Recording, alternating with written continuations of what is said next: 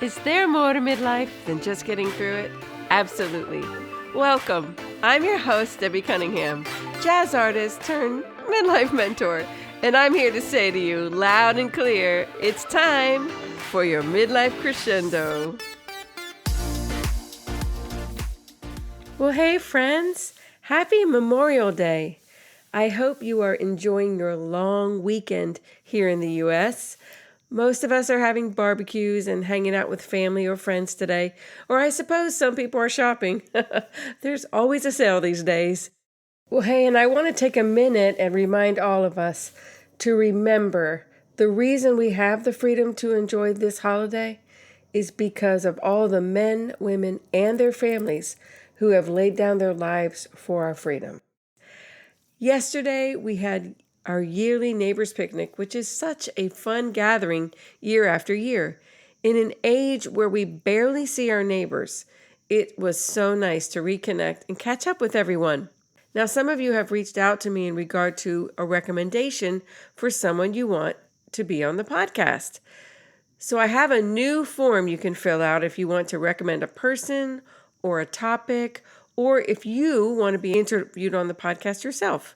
Just go to midlifecrescendo.com and click on the button on the page that says Podcast Guest Topic Recommendation. This helps me curate all the recommendations in one place. So be sure to do that. I want to hear from you. Okay, so our guest this week is Susan Salenger.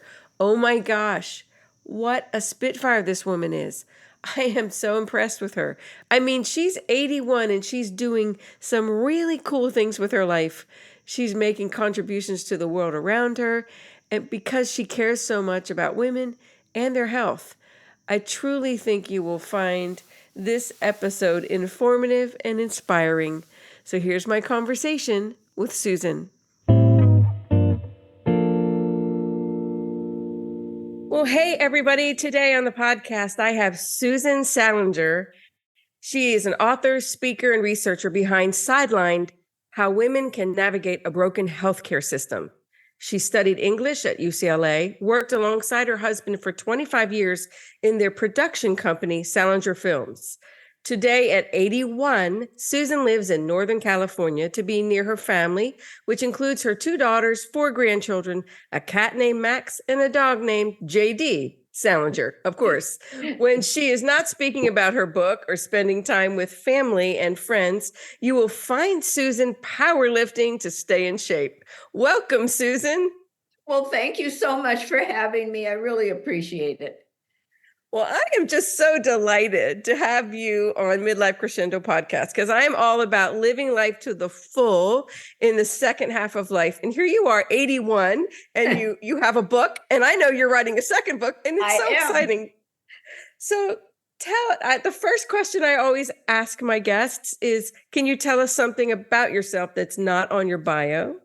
Well, I think let's talk about the powerlifting, which of course is on my bio. But what's not on my bio, at least I don't think, is that I have a TikTok site called Grandma Gains. Gains meaning I'm gaining muscle. My grandchildren named the site for me. So I named it that, and I have almost 10,000 supporters. I mean, it's really lovely. You can see me lifting weights. And I think my new mantra is fitness has no age limit. Because I'm really, I can't open my own jar of applesauce, but I can bench press like 50 pounds. And I mean, I'm little. So that's really good. That's wonderful. And I am so with proud. You with the applesauce. It's hard as we age. Yeah, no, that I can't. I know it's a riot, but nevertheless, I think it's really helped me. I think that the exercise has really helped me age graciously. Let's put it that way.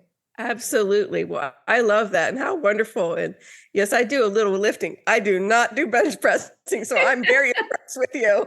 Yeah, thank you. I'm impressed with me too, as you can tell. It just shows you that it does. It has no age limit. We just need to keep our bodies moving and doing and growing. Right. Yeah, absolutely. Well, you are at a season of life where you could just kick back and relax and take it easy, enjoy your grandkids and your children. So why did you write this book? What propelled you to write a book, and why at this time? Well, actually, the book started the first book anyway, started, 10 or 15 years ago at this point. It took me a while to write it, but my husband and I had sold our business and I retired and I tried kicking back. I'm not a kickback kind of gal. That lasted 2 seconds. My family said if I didn't go do something, they were going to kill me because I was on Okay. everybody's nerves. I was on my own nerves, to tell you the truth.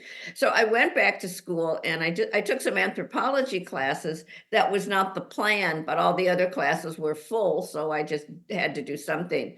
So I fell into it. And for one of the classes, I did a project on women who had hysterectomies, and several of them had agreed to the surgery, even though they didn't think they needed it. And something similar, not a hysterectomy, but I had exploratory surgery in my 20s that I had changed medication, had symptoms. The doctor said you need some exploratory surgery. I knew I didn't. I knew it was the new meds. But nevertheless, like the hysterectomy ladies, I agreed to it as well. So when I did this project, when they said that, some of them were so sure that their symptoms were just menopausal. And it triggered my own memories. And I began to wonder, as women, how do we make medical decisions? And that really interested me. Why in heaven's name would we all agree to surgeries? I mean, that's a big deal, particularly a hysterectomy. Mine was nothing, but theirs was irrevocable. I mean, why would we do this to ourselves? None of them even got second opinions, include I didn't either. So anyway, to make a long story short, I interviewed about 50 or 60 women total, with different illnesses. Some had endometriosis, some had, I don't know, just a variety of autoimmune diseases, whatever. And I tried to figure out or extrapolate what they had in common, despite their diseases. Were there certain behaviors that they had in common? Oh, here's my cat. And of course, they did. Um, he leaves no lap unturned. What can I tell you? That is okay. um, Anyway, so it turned out to be really interesting because as women, we all have certain things that we share in common, and we do ourselves a disservice sometimes when it comes to managing our own health. So that's kind of the story of the book.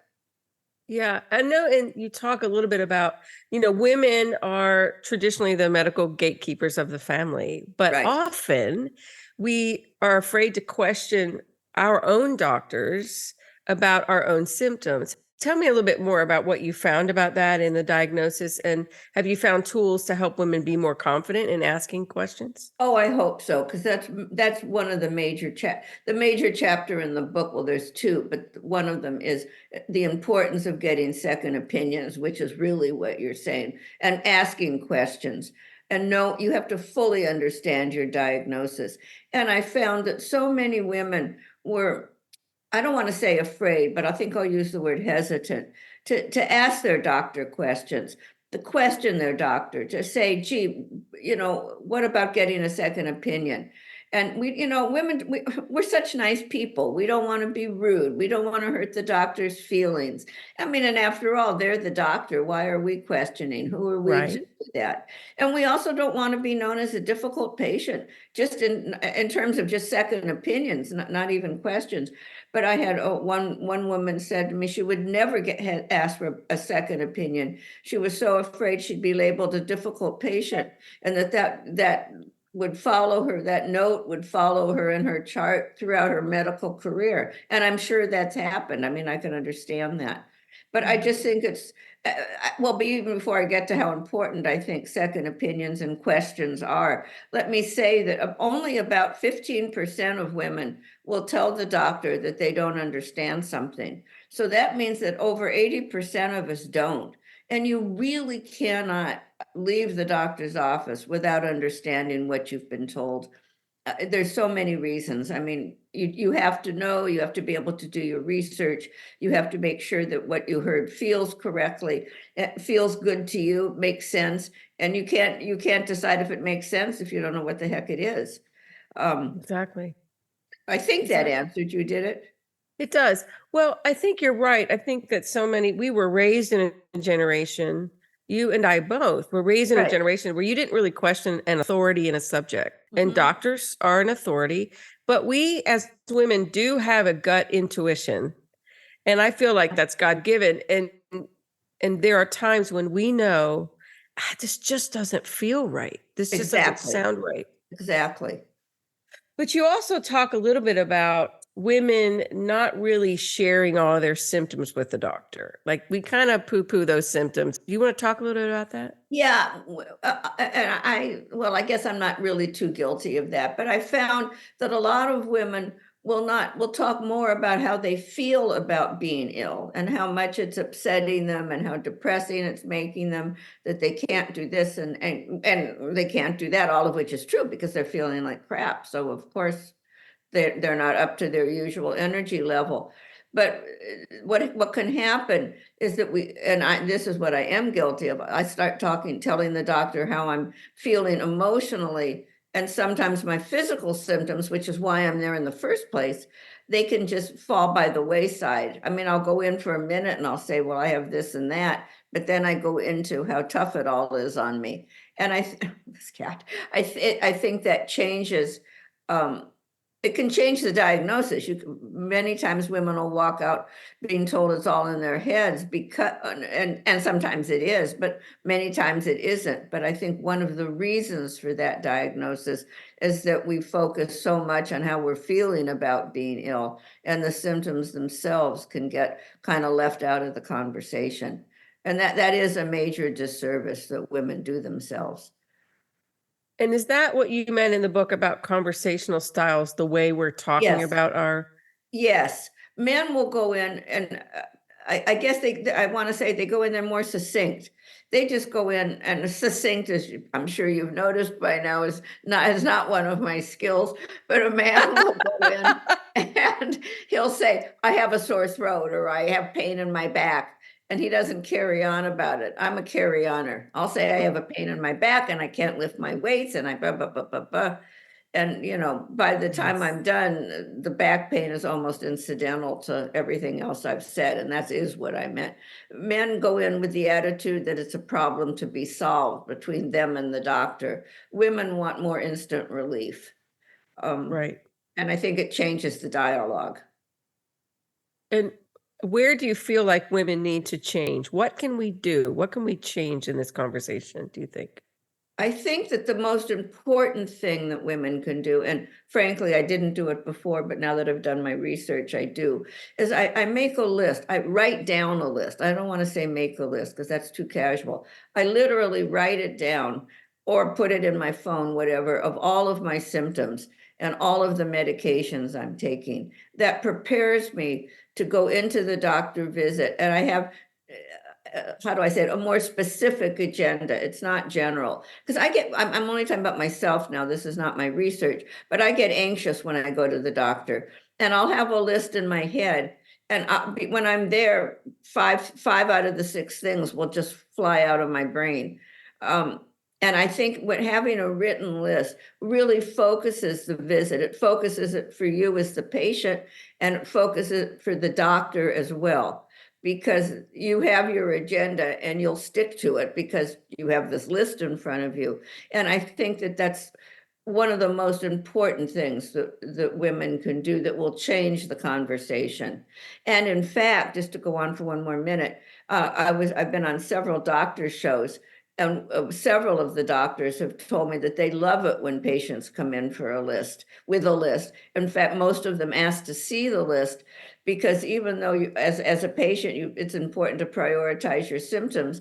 You are a patient, not the doctor, and sometimes your priority will be incorrect. And the last thing that you think is important could be the most important. I mean, that actually happened to one of the doctors. As she was leaving the room, her patient said, "Well, I have this mole on my back." Well, I mean, holy cow, that could be melanoma. So she turned around and, had to look at it, et cetera, et cetera. But if he had had a list, she would have seen that on the list and put it first, not last. So I think it's really important to go in organized, let's put it that way. I think that's a great tool anyway, because when we're anxious, when most of us, when we go to the doctor, it's not just a routine checkup. Right, We are fearful or anxious about whatever symptoms we're having, especially as we age. Like, right. is this going to be a long-term thing? Is something else wrong? And you think about all those things, and when you are nervous, you forget, right? I mean, that's typical of any age. I mean, even when I was singing more than I am now, doing Right, shows, I right. was singing songs I wrote and forgot the lyrics. Like, how Of does that course, happen? I'm the one who right, penned the lyric, right. but my mind was nervous or anxious about something else, and it Yes, just goes out the window. And as we age, of course, we know that right. also that affects us as we age. And having somebody with you, I think, for, after the exam, having something with you to listen as Yes. we age is also helpful. So you have another set of ears, especially if you're thinking this is a serious diagnosis. Absolutely. I think that's critical. And as long as we're on the subject, I think it's also critical to get the clinical name of your diagnosis. So when the doctor says you have whatever, ask them to write it down so that it's spelled correctly. And because I'm a terrible speller, so I always assume everybody else is. But I think what's important is then when you get home or you have somewhere where you have access to a computer, you want to look it up. Does this diagnosis fit with what, does it make sense to you? Like we were talking earlier, Mhm. intuitively, do you think that's what you have? And one of the things I always do is say to the doctor, what else do you think this could be? And I mean, that's, so now I have two things I can look That's a up. great I've question. often said, I'm sure you've seen a lot of women who have the same symptoms as I do. Have they all had disease X, or is there something else that this could possibly be that I can think about or whatever I add on at that. And I think Mhm. that doing your own research is really important. It will tell you what to expect. It will tell you the prognosis. You'll know if you feel, it'll help you feel in control of your diagnosis. It really will. The more information you have about it, the more control you'll be able to have over your prognosis and your treatment. So I think that that's also very important. And as you said, I- of course, taking somebody with you. Excellent. I think that's excellent advice for any of us, really. Yes. In the book, you talk about heart problems with women and misdiagnosis. Do you want to talk a little bit about that from your research? What was the first word you said? I heard Heart problems oh, and yes. Well, misdiagnosis. heart problems are really a good example, but misdiagnosis for men and women, it's one of the leading causes of death. It really is. I think Wow. it's like 12 million people are misdiagnosed annually. And I think that what women are, I guess, really 20 to 30% more likely to be misdiagnosed than men. And heart disease is one example of that. Now, that's actually improved a little bit. There's a lot more research now that how women's symptoms of heart attacks, for example, can differ from men's.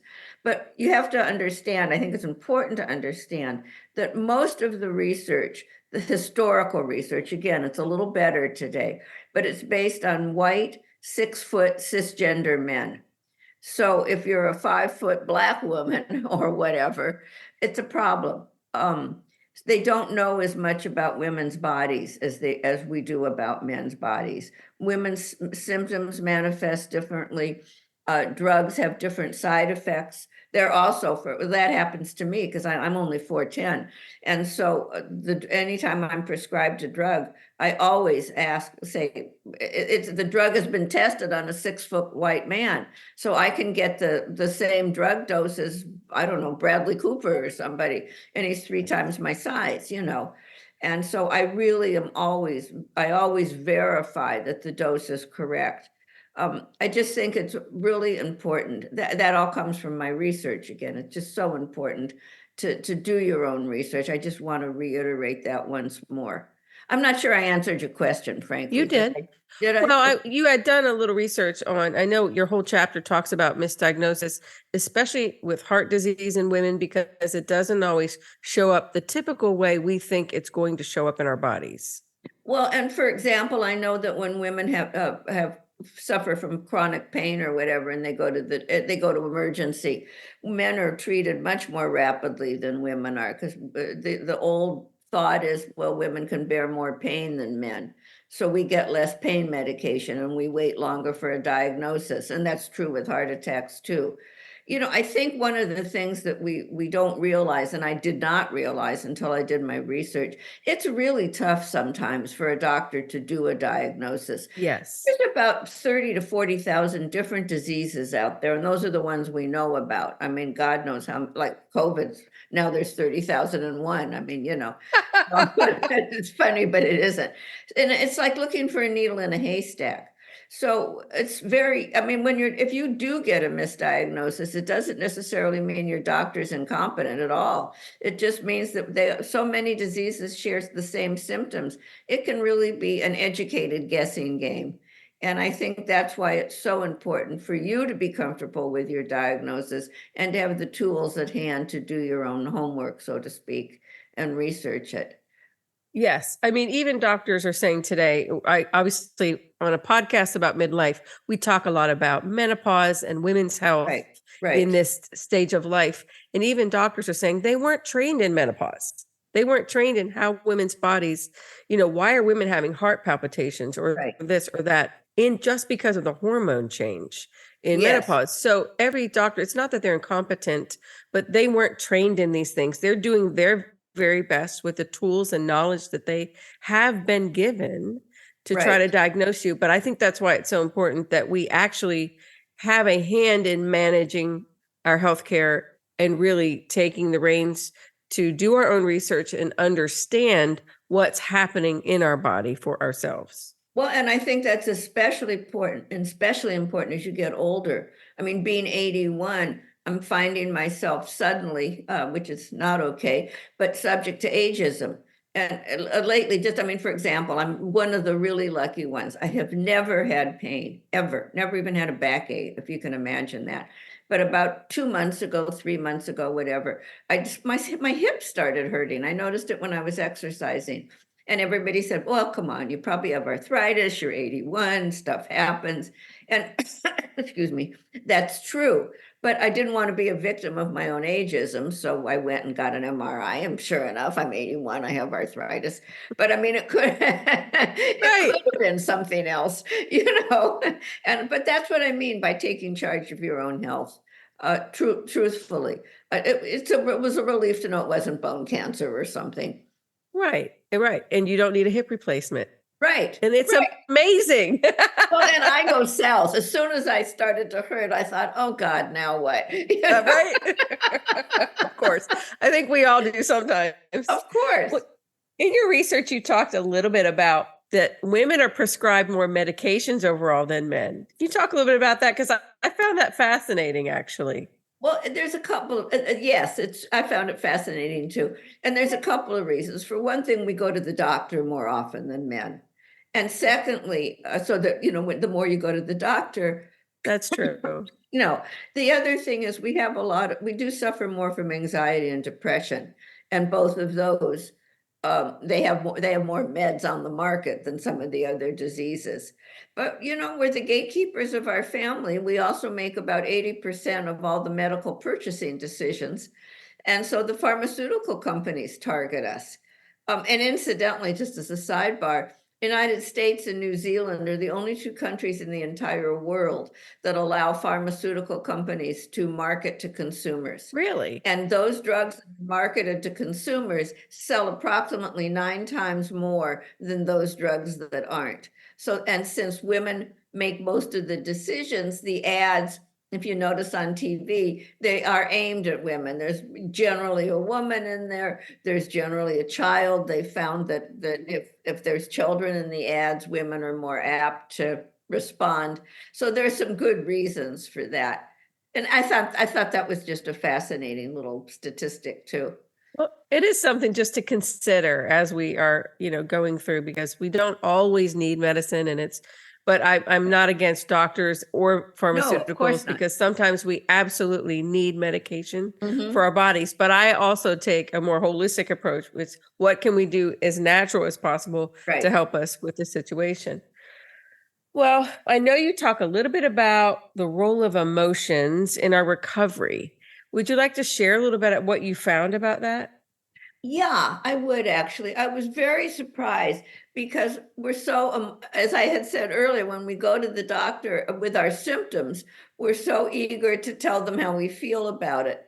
But when it comes to the procedure or the surgery or the recovery, we just want an immediate recovery. We don't want to worry about how it's going to make us feel. This actually stemmed from the women that had hysterectomies. They were all so concerned about being able to get back on on their feet and how quickly that would occur, that it didn't occur to them that, now you've had a hysterectomy, your hormones are all mixed up and screwed up and all of those things. And so when they started suffering from severe depression, which is a typical side effect of a hysterectomy, they didn't know what was happening. And they thought, three of them said to me right in a row, it was funny, it was like 3 interviews right in a row. And they said, everybody has hysterectomies. What's the matter with me? Why am I so depressed? It just sort of never occurred to them.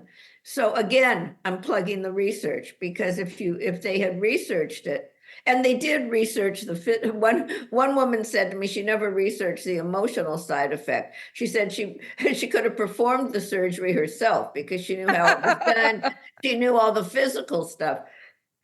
Excuse me. But anyway, so I think that's what I meant. I mean, that it's I lost what I was going to say, but anyway. No, I think that's really, really true about women though. And I do it myself. I want to hurry up and be done with it already. Of I course, mean, me too. right? Okay, we've had the surgery. A friend of mine had a surgery recently, and it was a major surgery, and she's not progressing as quickly as she thought, and she is impatient with herself. And I said, "You just had a major surgery, Right, like, right. and it takes time for you to get back your ability, your muscles, the whole thing. Everything's Oh been yeah, cut. It takes time for healing, but we are hard on ourselves as women very and much don't so. know how to give ourselves space to heal and rest well Right, because we're such caretakers of other people and we feel like we need to get back exactly. to it as quickly as possible." Yes, no, that's exactly right. But one of the things I did find, and I don't know what our time schedule is here, but it was, You're fine. thanks, okay. I was really amazed to find out how much shame women have about being ill. That's the other chapter in the book that I thought was so important. I put together 2 focus groups, just because I wanted some geographic diversity and I didn't want to fly all over the country. And so I hired a facilitator, I did it right. And it turned out that so many of the women, almost 100% of the women in both groups, had never talked about their illness, or illnesses, I should say, with anybody other than their doctor. This was the first time they had really shared how they felt about their illness. And it was so rewarding because no matter, they all had different illnesses. I mean, I did that on purpose again. And, this one would say, well, I'm so tired and I can't take care of my kid. And this one would say, yes, I feel that way too. I mean, there was a real back and forth. And I couldn't understand why they hadn't discussed this with their friends or whatever. And they all said they felt so ashamed that they couldn't live up to their responsibilities or what they considered their family and job related responsibilities. And I think that's that women do themselves such a disservice by being ashamed. And it turned out that the major reason for the shame was that so many of them felt that their illness was due to stress, regardless of the illness. That didn't matter. But they were all sure that it was that their stress was responsible. So by acknowledging that they were ill, they were telling the world, look at me, I can't manage my life, I can't manage my stress, and that's why I'm sick. So that Hmm. embarrassment is what really held them back from going to the doctor on time, from sharing how that they needed help, denying themselves support from other women or friends, family, whatever. And that really made me feel it was very sad. And yet the focus groups were great because all of a sudden they were going, oh my gosh, you feel that way too. I mean, that was lovely. That was just Mhm. lovely. Well, that makes me sad too that women feel like their illnesses are their fault, Yes, and we do need that community around us no matter what we're going through, whether absolutely. it's sickness or just financial troubles or anything else.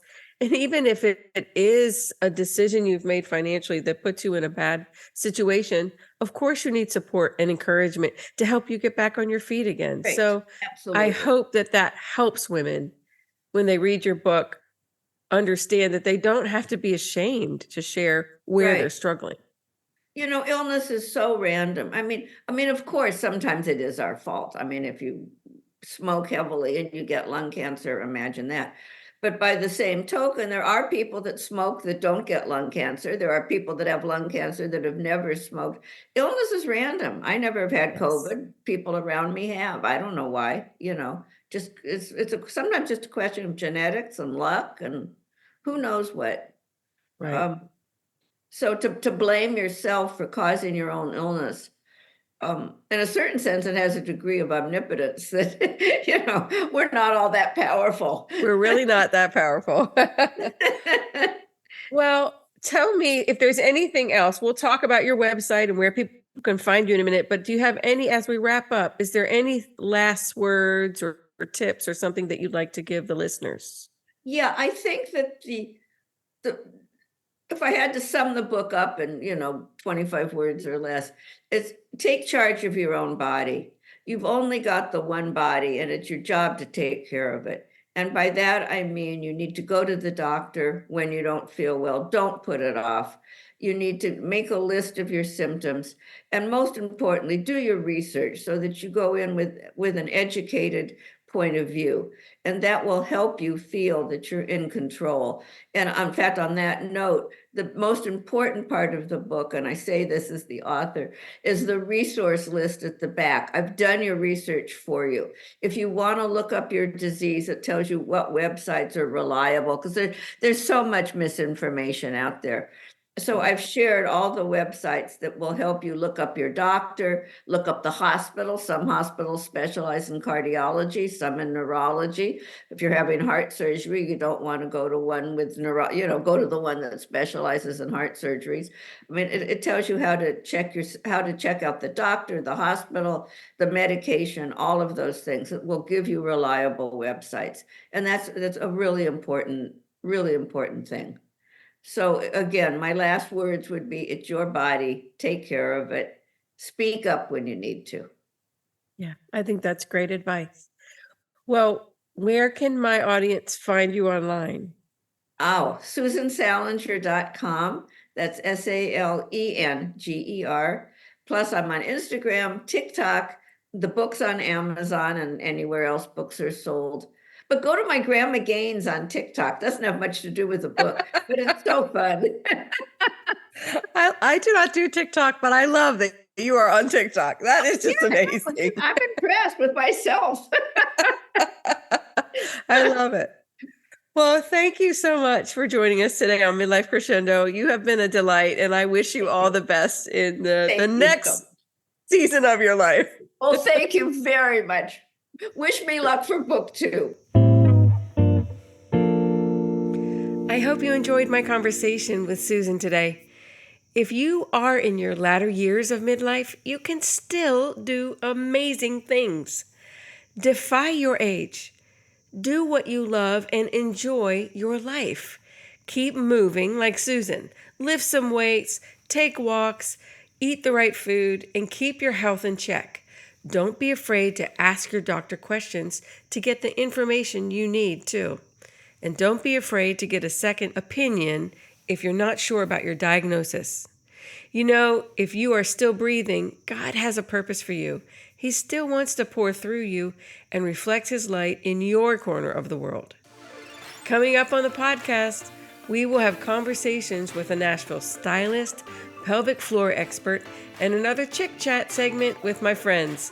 We will also be talking about making midlife pivots, aging gracefully, and midlife marriage. So be sure to subscribe wherever you listen so you don't miss an episode. Thanks for tuning in today, and remember, midlife is just a brand new season to find your passion and purpose for your grand finale. Talk next week.